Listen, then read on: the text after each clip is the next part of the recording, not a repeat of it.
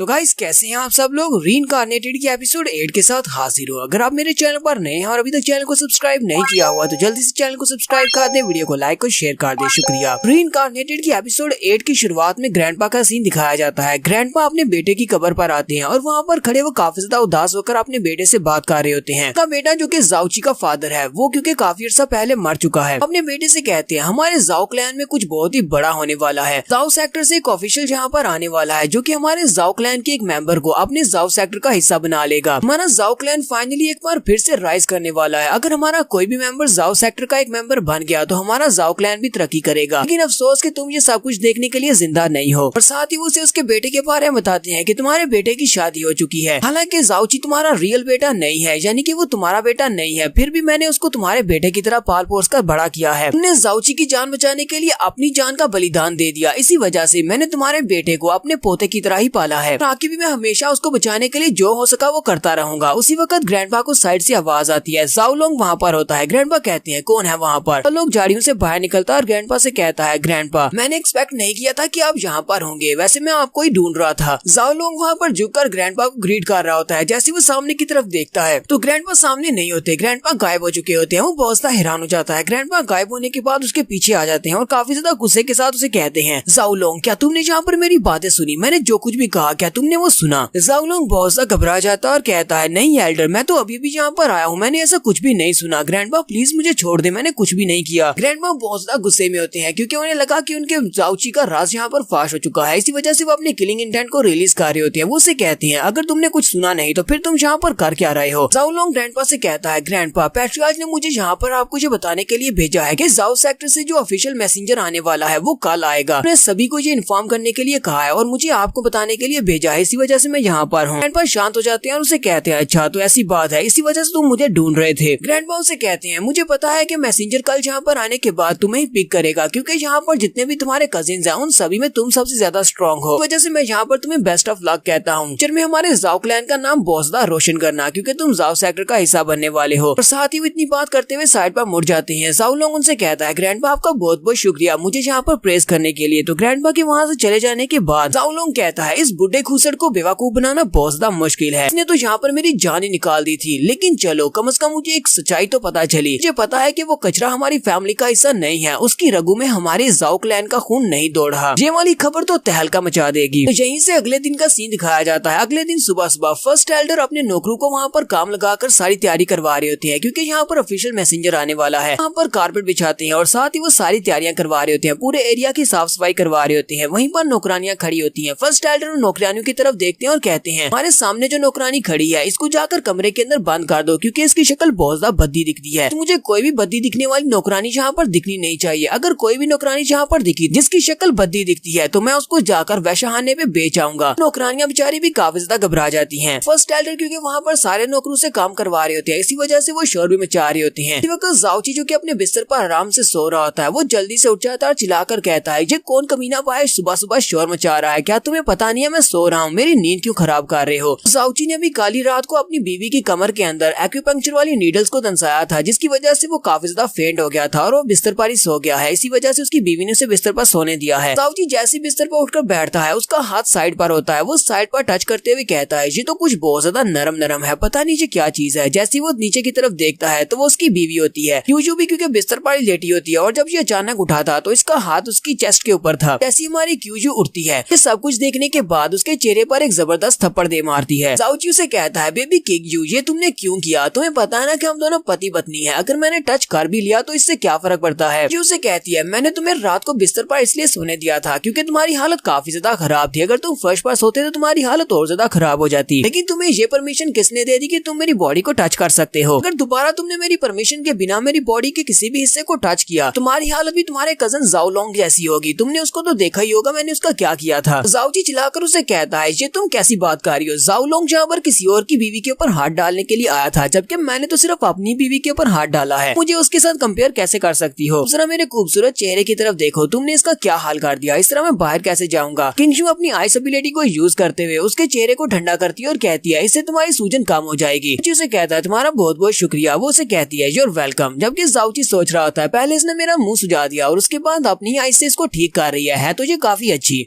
किंगजू जाओची से कहती है मुझे लगता है कि आज ही वो मैसेंजर यहाँ पर आने वाला है, इसी वजह से सभी लोग तैयारियां कर रहे हैं, लेकिन मैं वहाँ पर नहीं मौजूद हो सकती, मुझे कहीं और जाना है। जाओची उसे कहता है लेकिन तुम वहाँ पर क्यों नहीं आना चाहती, क्या तुम उस अमेजिंग मैसेंजर को नहीं देखना चाहती? मैंने सुना है कि जाओ सेक्टर के सभी लोग बहुत ज्यादा पावरफुल हैं। हमारे क्लैन के जो पैट्रियार्च हैं वो तो उसके पाँव भी पड़ने को तैयार हो जाएंगे कि वो एक बार अपनी शक्ल उनको दिखा दे। किंगजू उसे कहती है मेरी मास्टर ने मुझे पहले से बता दिया है कि जाओ सेक्टर से जो मैसेंजर यहाँ पर आने वाला है उसका नाम जाओ क्वांगजुन है। उसकी कल्टीवेशन कोई ज्यादा हाई तो नहीं है, लेकिन वो एक टायरेंट की तरह है, यानी कि एक जालिम किंग की तरह है, क्योंकि उसकी बैकग्राउंड काफी ज्यादा स्ट्रॉन्ग है, इसलिए तुम्हें बहुत ज्यादा ध्यान रखना होगा। जाओची उसे कहता है ठीक है मैं अपना ध्यान रखूंगा, और साथ ही वो सोच रहा था लगता है इसे मेरी फिक्र हो रही है, हम दोनों में कुछ न कुछ तो हो रहा है। नेक्स्ट सीन बाहर का दिखाया जाता है। पैट्रियार्च और सारे के सारे फैमिली मेंबर्स लाइन बनाकर खड़े होते हैं और सभी लोग यहाँ पर जाओ क्वांगजुन का इंतजार कर रहे होते हैं कि कब वो यहाँ पर पहुंचे। वो सभी लोग काफी देर से खड़े होते हैं, इसी वजह से गुस्सा हो जाते हैं। ठीक है, कजन्स कहते हैं हम लोग काफी देर से यहाँ पर खड़े हैं, वो कमीना अभी तक आया क्यों नहीं, वो अपने आप को समझता क्या है, हमें पूरा दिन यहाँ पर उसका इंतजार करना होगा। तीसरा कजिन उनसे कहता है तुम्हें उस मैसेंजर के बारे में इस तरह बात नहीं करनी चाहिए, अब क्योंकि वो जाओ सेक्टर से है तो हमारे लिए तो वो एक गॉड की तरह है, क्योंकि वो हमें यहाँ पर एक बहुत ही अच्छा मौका देने वाला है। इसी वक्त एक कजिन भागता हुआ वहाँ पर आता है और उनसे कहता है जाओ सेक्टर का मैसेंजर यहाँ पर आ चुका है। पैट्रियार्च बहुत ज्यादा खुश होते हैं और कहते हैं चलो चलो जल्दी करो सर, मैसेंजर यहाँ पर आने वाले हैं, जल्दी से उसको वेलकम करने की तैयारी करो। सभी लोग गेट के पास चलते हैं। इसी वक्त मैसेंजर के घोड़े वहाँ पर आकर रुकते हैं, तो मैसेंजर भी काफी ज्यादा ठरकी किस्म का इंसान है। उसने पहले ही अपनी घोड़ा गाड़ी के अंदर 2 लड़कियां बिठा रखी होती हैं, क्योंकि उसके साथ बहुत ही पावरफुल बटलर भी होते हैं, या फिर उनको गार्ड्स भी कह सकते हैं। जाओची के कजन भी कुछ काम नहीं होते, वो जैसे ही वहाँ पर क्वांगजुन को देखते हैं कि उसने अपने साथ 2 खूबसूरत लड़कियां बिठाई होती हैं, उनकी भी लार टपकना शुरू हो जाती है और कहती है हमें भी जाओ सेक्टर को ज्वाइन करना है। इसे कहता है काश मैं भी जाओ सेक्टर की तरफ से एक मैसेंजर होता और इस तरह की 2 खूबसूरत लड़कियां मेरे बाजू बैठी होती।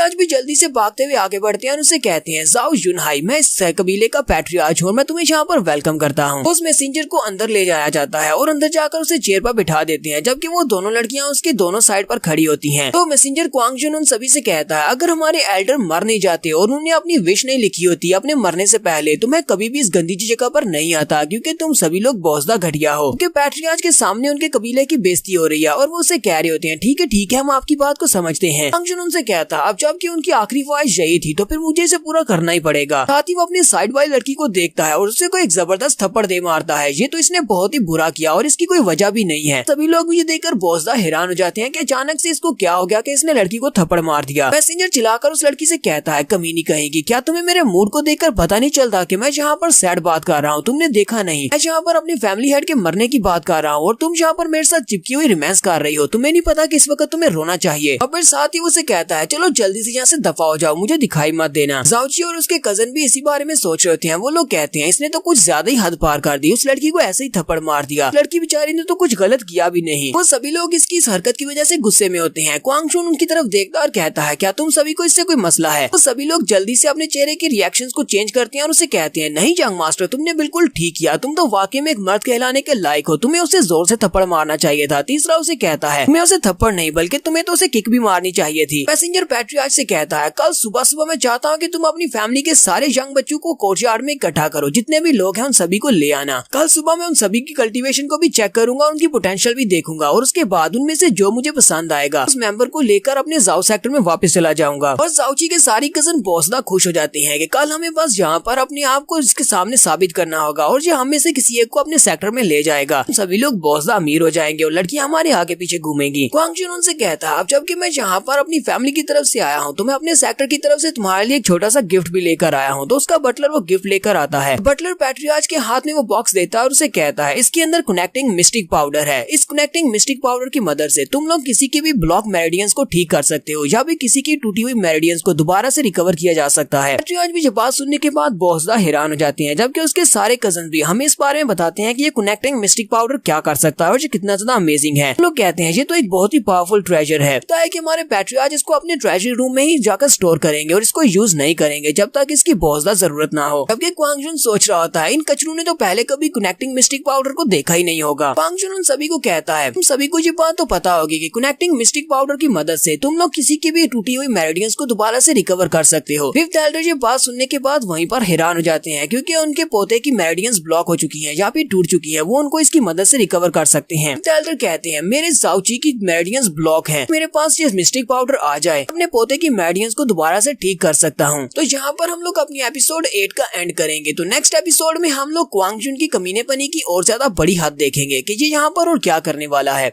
एपिसोड की एक्सप्लेनेशन अच्छी लगी हो तो कमेंट करके जरूर बताइएगा। चैनल को सब्सक्राइब कर दे, वीडियो को लाइक और शेयर कर दे। शुक्रिया।